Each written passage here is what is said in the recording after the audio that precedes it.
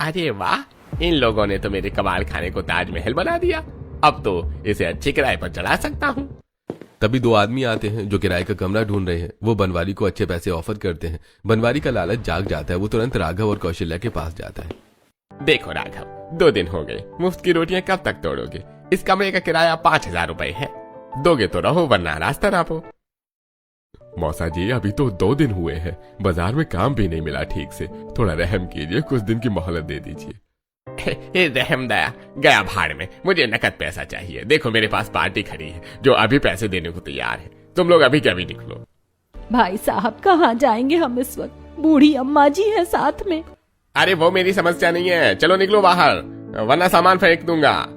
मजबूर होकर परिवार फिर से अपना थोड़ा बहुत सामान उठाता है और वहां से चला जाता है। तपती धूप में पूरा परिवार सड़क के किनारे बैठा है। अम्मा जी रो रही हैं। हाय रे मेरी किस्मत, बुढ़ापे में ये दिन देखने थे। उस विक्की की तो सब कुछ उजाड़ दिया। अब तो बस मौत आ जाए ऐसी जिंदगी से। दादी ऐसा मत बोलिए, जब तक हम साथ हैं हर मुसीबत से लड़ लेंगे। पर जाएंगे कहाँ बहू, मुसीबत में तो अपने भी पराये बन जाते हैं। राघव कुछ और बोलने वाला होता है पर कौशल्या उसे रोक देती है।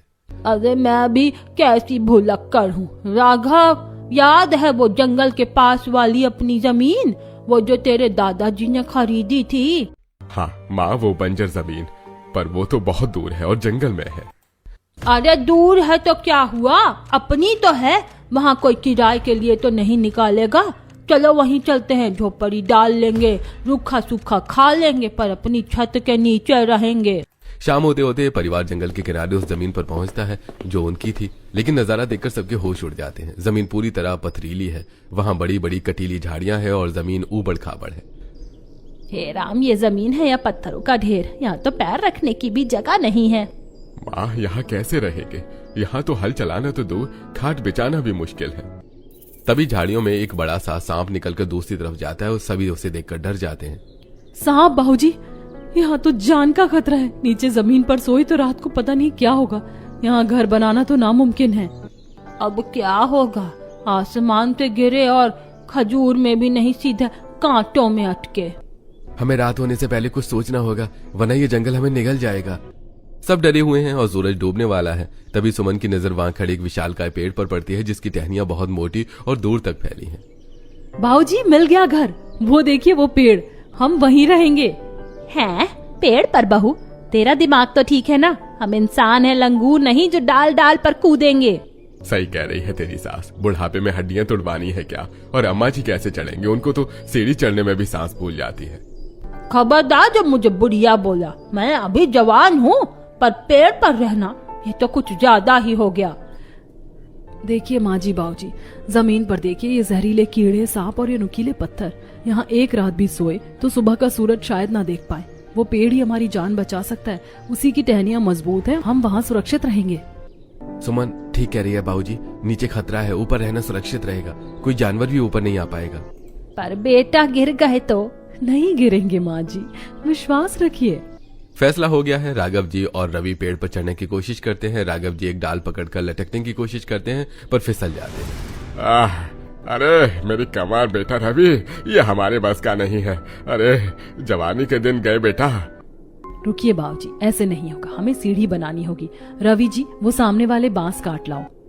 रवि और राघव मिलकर बांस काटते हैं। सुमन और कौशल्या अपने पास मौजूद एक्स्ट्रा साड़ियों और कपड़ों को फाड़कर रस्सियां बनाती है। सुमन बहुत फुर्ती से बांसों को बांधकर एक मजबूत सीढ़ी तैयार करती है।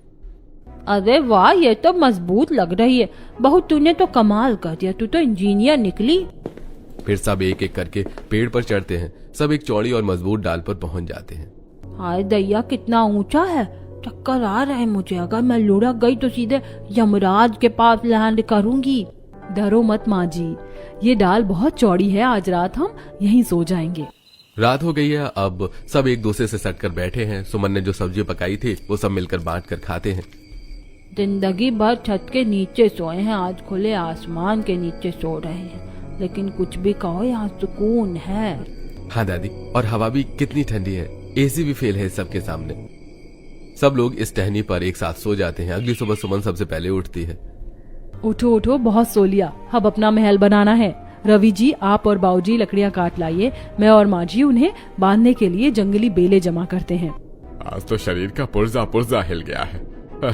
पर चलो, अपना घर तो बनाना ही है। काम शुरू होता है। रवि नीचे से लकड़ियां फेंकता है, सुमन उन्हें कैच करती है। वो लोग पेड़ की मोटी टहनी पर लकड़ियों से एक मजबूत बेस तैयार करते हैं। सुमन जंगली बेलों से लकड़ियों को कसकर बांधती है। सुमन, तुझे ये सब आता कहाँ से है? मायके में घर बनाती थी क्या?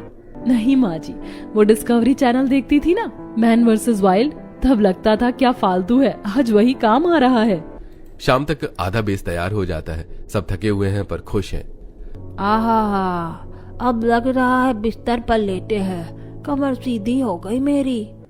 अगले कुछ दिनों तक यही सिलसिला चलता है। रवि लकड़ियां ला रहा है, राघव उन्हें छील रहे हैं और औरतें घर का ढांचा खड़ा कर रही हैं।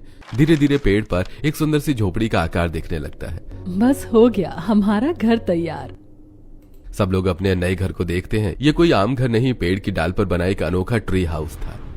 कमाल कर दिया तुमने, विश्वास नहीं हो रहा है कि हमने ये बनाया है। अगर परिवार एक साथ होता है ना, तो वो कुछ भी कर सकता है। अरे वाह, हवा भी आ रही और धूप भी नहीं लग रही। ये तो सच में महल है। अब कोई ये नहीं कहेगा कि हम बेघर हैं। अब हम कहेंगे कि हम ऊंचे लोग हैं, सबसे ऊपर रहते हैं। सब हंस पड़ते हैं। ऐसे कुछ समय बीत जाता है। दोपहर का समय था। बस बहुत हुआ, अब और कच्चा पक्का नहीं खाया जाएगा। आज तो कुछ गर्मा गर्म और चटपटा खाने का मन कर रहा है। अरे महारानी, ये जंगल है, तेरा मायका नहीं जहाँ जोमेटो से ऑर्डर कर देगी। यहाँ आग जलाएगी तो पेड़ जल जाएगा और हम सब तंदूरी चिकन बन जाएंगे। सही कह रही है तेरी सास। पता चले घर के साथ साथ हम भी भुन गए। भाऊजी, आपकी बहू कम अकल नहीं है। आप लोग बस नदी से मछलियां पकड़ कर लाइए, मैं चूल्हे का जुगाड़ करती हूँ। सुमन तेजी से सीढ़ी उतरकर नीचे जाती है। वो थोड़ी दूर झाड़ियों के पीछे जाती है, जहाँ उसे नदी किनारे चिकनी मिट्टी दिखती है। वो मिट्टी लेकर वापस लौटती है। अरे ये क्या उठा लाई? अब घर लीपेगी क्या? नहीं दादी, देखिएगा अभी। सुमन लकड़ी के फर्श के एक कोने पर पहले मिट्टी की सहायता से एक मोटा बेस बनाती है। फिर उसके ऊपर नदी से लाए हुए चपटे पत्थर जमाती है और फिर उसके ऊपर और मिट्टी लगाकर एक सुंदर सा चूल्हा तैयार करती है। लीजिए, अब नीचे पत्थर और मिट्टी है तो लकड़ी के फर्श तक आंच नहीं पहुंचेगी। हमारा घर सेफ है। शाम चूल्हा जलता है। रवि और राघव जो मछलियां लाए थे, सुमन उन्हें भूनती है और सभी एक साथ मिलकर खाते हैं। मजा आ गया आज तो। अगली सुबह पानी की मुसीबत। नदी दूर है और बाल्टी लेकर बार बार ऊपर नीचे चढ़ना आफत का काम है। अरे, एक बाल्टी चढ़ाने में तो सांस फूल जाती है। ऐसे तो प्यास से मर जाएंगे। बाऊजी, मेहनत गधे करते हैं, हम इंसान हैं। हम स्मार्ट काम करेंगे, हम टीम वर्क करेंगे। बाऊजी, आप नदी से बाल्टी भरेंगे और वहाँ उस पत्थर तक लाएंगे। माँ जी, आप वहाँ से लेंगी और दादी तक पहुँचाएंगी। दादी, आप बस रवि जी को पकड़ा देंगी और रवि जी आप नीचे से रस्सी में बांधकर ऊपर फेंकेंगे और मैं खींच लूंगी। काम शुरू होता है। राघव बाल्टी भरते हैं, कौशल्या को देता है। कौशल्या अम्मा जी को, अम्मा जी रवि को देती हैं और इसी तरह सभी आसानी से पानी भर लेते हैं। कुछ दिन बाद रात का समय है। अचानक छत पर कुछ खड़खड़ की आवाज होती है। कौन है? भूत है क्या? नहीं दादी, बंदर है। अगर अंदर आ गए तो हमें नुकसान पहुंचा देगा। हमें कुछ करना होगा। अगली सुबह पूरा परिवार काम पर लग जाता है। रवि और राघव जंगल से कटीली झाड़ियां काट कर लाते हैं। इन झाड़ियों को घर के चारों तरफ और छत पर ऐसे बांध दो कि परिंदा भी पर ना मार सके। वो लोग घर की बारी दीवारों और छत पर कांटेदार झाड़ियां लगा देते हैं। लो भाई, अब तो यमराज भी आएगा तो पहले कांटे चुभेंगे उसे। अब चैन की नींद सोएंगे। एक हफ्ता बीत गया, घर बन गया, सुरक्षा हो गई, लेकिन अब सभी खाली बैठे बैठे बोरियत हो रही थी। बाऊजी, रवि जी, ऐसे हाथ पर हाथ धरकर कब तक बैठेंगे? खाना खत्म हो रहा है, पैसे हैं नहीं, हमें कुछ करना होगा। बेटा, रोज बाजार जाते हैं पर इस उम्र में कोई मजदूरी भी नहीं देता। कहते हैं बुढ़े हो घर बैठो। तो हम किसी के यहाँ नौकरी क्यों करें? हम खुद का काम करेंगे, हम खेती करेंगे। खेती कहाँ? इस बंजर जमीन पर या हवा में? हाँ माँ जी, हवा में। मेरा मतलब हम पेड़ पर खेती करेंगे। सुमन, मजाक का मूड नहीं है। पेड़ पर क्या उगाओगी? मैं मजाक नहीं कर रही। देखिए, जमीन खराब है लेकिन पेड़ की टहनियां मजबूत हैं। हम मिट्टी लाकर बड़े बड़े मटके या गमले बनाएंगे, उनमें खाद डालेंगे। और दादी, आपके पास वो पोटली में कुछ है ना? अरे हाँ, मेरे पास तो गांव से लाए हुए कुछ बीज है। मैं तो भूल ही गई थी। बस उन्हीं बीजों से हम अपना खेत बनाएंगे। सुमन का कॉन्फिडेंस देखकर सबको यकीन हो जाता है। अरे चल भाई, अगर मेरी बहू कह रही है तो पत्थर पर भी फूल खिलेंगे। शुरू करते हैं। सुमन का खेती वाला आइडिया सबको काम पर लगा देता है। राघव और रवि मिट्टी खोद कर ला रहे थे। सुमन ऊपर खड़ी है, बाल्टी से मिट्टी खींच रही है। उफ बाबूजी, ये मिट्टी खोदना तो कसरत करने से भी ज्यादा कठिन है। अरे बेटा, जब सब्जी उगेगी ना तब ये मेहनत शहद जैसी मीठी लगेगी। रवि मिट्टी खोद कर लाता है, बाल्टी में भरकर रस्सी बांधता है। सुमन ऊपर से पूरी ताकत लगाकर खींचती है। लो भाई, आ गई मिट्टी। अब मिट्टी ऊपर आ गई थी। सुमन और रवि मिलकर पेड़ की टहनी पर क्यारियां बनाते हैं। देखिए, बीच में ये लंबी क्यारी बनेगी और साइड में हम गमले रखेंगे। माँ जी, अब आपका हुनर दिखाने का टाइम आ गया है, गमले बनाइए। कौशल्या और अम्मा जी गीली मिट्टी से बड़े बड़े सुंदर गमले बनाती है। फिर रवि नीचे आग जलाता है और उन गमलों को उसमें पकाता है ताकि वो मजबूत हो जाए। कुछ भी कहो, मेरी पत्नी बहुत समझदार है। अब पेड़ की टहनी पर खेत तैयार हो गया था। सभी मिलकर क्यारी में और गमलों में बीज बोते हैं। ऐसे कुछ समय बीत जाता है। एक दिन सुमन जंगल में घूम रही थी। उसे एक जगह जंगली भैंसों का पुराना गोबर दिखता है। अरे वाह, ब्लैक गोल्ड, ये गोबर तो हमारी सब्जियों के लिए अमृत है। सुमन जल्दी से गोबर इकट्ठा करती है और फिर उसे अपने पेड़ वाले घर पर ले आती है।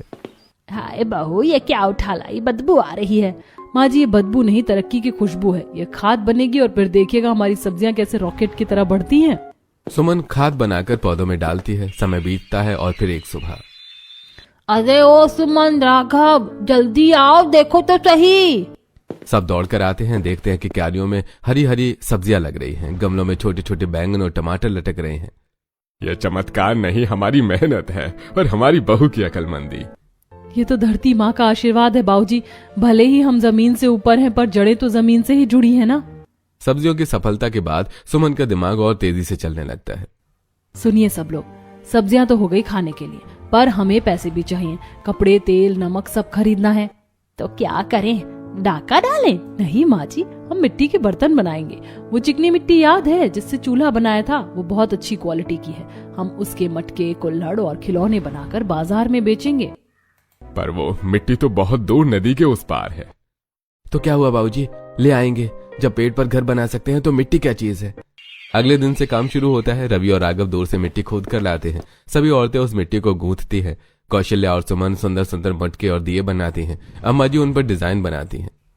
देख रही हो मेरी कलाकारी, जवानी में बहुत अच्छी पेंटिंग करती थी मैं, आज फिर हाथ चल रहे हैं। हाँ माँ जी, आपके हाथ तो मशीन की तरह चल रहे हैं। ये बर्तन बाजार में हाथों हाथ बिकेंगे। फिर उन बर्तनों को आग में पकाया जाता है और बर्तन बनकर तैयार हो जाते हैं। रात का समय है। आज पहली बार घर की उगाई ताजी सब्जी बनी है। सब खाने बैठे हैं। खाना बहुत स्वादिष्ट है, पर कौशल्या और राघव दोनों बहुत दुखी हैं। क्या हुआ माँ जी, बाबूजी? आज तो खुशी का दिन है, हमारी मेहनत सफल हुई, फिर आप लोग इतने उदास क्यों हैं? आज एक सच बताना चाहते हैं। वो विक्की जिसने हमें घर से निकाला, वो हमारा अपना खून नहीं है। क्या क्या कह रही है माँ? हाँ रवि, विक्की हमें एक मेले में मिला था। कोई उसे छोड़ गया था। हमने उसे अपना नाम दिया। और रवि, तुझे याद है तूने पढ़ाई क्यों छोड़ी थी? हाँ बाबूजी, ताकि विक्की खुद पढ़ सके। घर में पैसे कम थे। तूने अपनी जिंदगी कुर्बान कर दी ताकि वो अफसर बन सके, और आज उसी ने हमें बेघर कर दिया। ये सोचकर कलेजा फट जाता है कि हमने सांप को दूध पिलाया। माँ जी, बाबूजी, आप लोग ऐसा मत सोचिए। आपने तो अपना धर्म निभाया ना। परवरिश में कोई कमी नहीं थी। अगर वो भटक गया तो ये उसकी किस्मत। पर दिल दुखता है बहू, अपना होता तो शायद। माँ जी, खून का रिश्ता सब कुछ नहीं होता, दिल का रिश्ता बड़ा होता है। उसे अभी समझ नहीं है। वो उस मॉडर्न बीवी के चक्कर में अंधा हो गया है, पर देखना एक दिन उसे अपनी गलती का एहसास जरूर होगा। सुमन की समझदारी भरी बातें सुनकर सबको थोड़ी तसल्ली मिलती है। अगले दिन रवि, राघव जी और सुमन बाजार जाते हैं। रवि और राघव जी सब्जियां बेचते हैं और सुमन मिट्टी के बने हुए बर्तन बेचती है। अरे भाई साहब, ये पालक तो बड़ी हरी लग रही है, क्या भाव दिया? कहीं वो इंजेक्शन वाली तो नहीं है ना? आजकल तो भरोसा ही नहीं रहा। बहन जी, इंजेक्शन तो छोड़िए, इस सब्जी ने तो जमीन भी नहीं देखी। ये हवा में उगाई हुई शुद्ध देसी सब्जी है, हमारे पेड़ वाले खेत की। एक बार खाएंगी तो बाजार की सब्जी भूल जाएंगी। हाँ काकी, ले जाओ, ये भिंडी नहीं, विटामिन का बम है। दूसरी तरफ सुमन के पास भी भीड़ लगी है। वाह, ये कुल्हड़ कितना क्यूट है। इस पर ये पेंटिंग किसने की है? बहुत अच्छा लग रहा है। ये तो मेरी दादी सास ने की है। 75 साल की उम्र में भी उनके हाथ मशीन की तरह चलते हैं। लीजिए मैडम, इसमें चाय पियेंगी तो मिट्टी की खुशबू और दादी का आशीर्वाद दोनों मिलेगा। और देखते ही देखते शाम तक उनकी सारी सब्जियां और बर्तन बिक जाते हैं। राघव और रवि पैसे गिनते हैं। उनके चेहरों पर खुशी आ जाती है। बाबूजी आज तो लॉटरी लग गई। इतने पैसे तो मैंने दिहाड़ी में महीने भर में नहीं कमाए थे। वहीं गांव में विक्की और रिया घर के हॉल में बैठे हैं। सामने एक एजेंट मिस्टर चोपड़ा बैठा है। टेबल पर कुछ पेपर्स रखे हैं। देखिए विकी सर, रिया मैडम, ये स्कीम नहीं अलादीन का चिराग है। ये एक नया प्रोजेक्ट है। आज 50 लाख लगाओगे, 6 महीने में 5 करोड़ पाओगे। बड़े बड़े सेलिब्रिटी लगा रहे हैं पैसा। सुन रहे हो विक्की, 5 करोड़, फिर हम दुबई शिफ्ट हो जाएंगे। यहाँ इस गांव वाले माहौल में मेरा दम घुटता है। पर रिया 50 लाख हमारे पास कैश नहीं है और घर गिरवी रखना थोड़ा रिस्की नहीं है? डैड ने कितनी मेहनत से बनाया था ये घर। ओह गॉड विक्की, तुम और तुम्हारी वो मिडिल क्लास सोच। रिस्क है तो लाइफ है, सुना नहीं है? डैड डैड करना बंद करो। ये घर हमारा है, अब ज्यादा नाटक मत करो। साइन कर दो, नहीं तो मैं अपने मायके चली जाऊंगी। अरे नहीं बेबी, गुस्सा मत करो। मैं तो बस पूछ रहा था। लाओ, कहाँ साइन करना है? चोपड़ा जी पेपर दीजिए।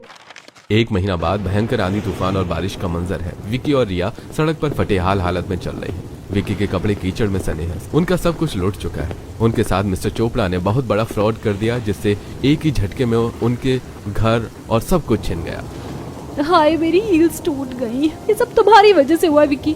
अगर तुमने उस चोपड़ा के बारे में पता किया होता तो आज हम सड़क पर नहीं होते। मुझे मेरे घर जाना है।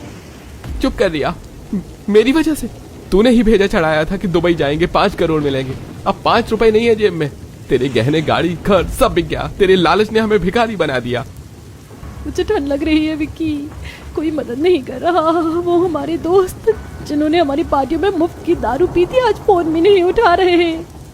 दोनों भटकते भटकते जंगल की तरफ आ जाते हैं। तूफान तेज हो जाता है। अचानक बिजली चमकती है और उन्हें सामने एक विशाल पेड़ पर जलती हुई लालटेन दिखती है।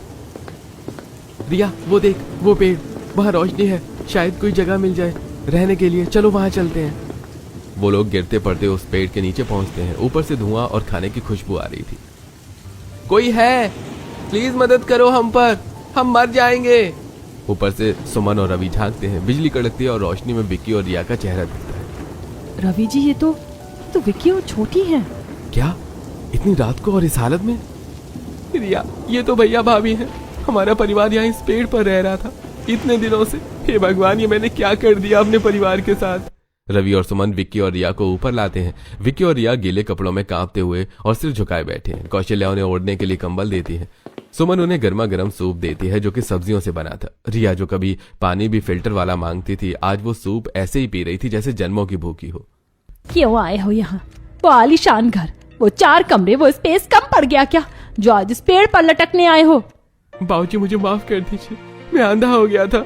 मैंने लालच में आकर अपना ही घर फूंक दिया। वो घर अब हमारा नहीं रहा बाबूजी। हम सड़क पर आ गए हैं। भाभी, दीदी, मैंने आपको बहुत बुरा भला कहा, आपकी सब्जियों को कचरा कहा। आज उसी कचरे ने मेरी जान बचाई है। मैं बहुत बुरी हूँ, मुझे माफ कर दो। मेरा घमंड टूट गया दीदी। घमंड तो रावण का भी नहीं टिका, तुम तो इंसान हो। दिल तो बहुत दुखाया है तुमने, पर क्या करें, बाप हूँ। बच्चों को मरता तो नहीं छोड़ सकता। शांत हो जाओ छोटी, जो हुआ उसे भूल जाओ। इंसान ठोकर खाकर ही ठाकुर बनता है। तुम दोनों को अपनी गलती का एहसास है, यही बहुत है। भैया, घर गया है, हाथ पैर नहीं। मैं मेहनत करूंगा आप लोगों के साथ। मैं कहीं भी काम करूंगा। हम फिर से अपना घर खरीदेंगे। तो फिर ठीक है, कल से काम शुरू। हम अपने इसी पेड़ पर खेती करेंगे और बर्तन बनाएंगे और खुद व्यापार करेंगे। लेकिन ये सब कल से करेंगे। आज रात हम सब साथ मिलकर खाना खाएंगे। क्यों माँ जी? हाँ हाँ, क्यों नहीं। आखिर है तो मेरा ही नालायक बेटा। चलो सब खाना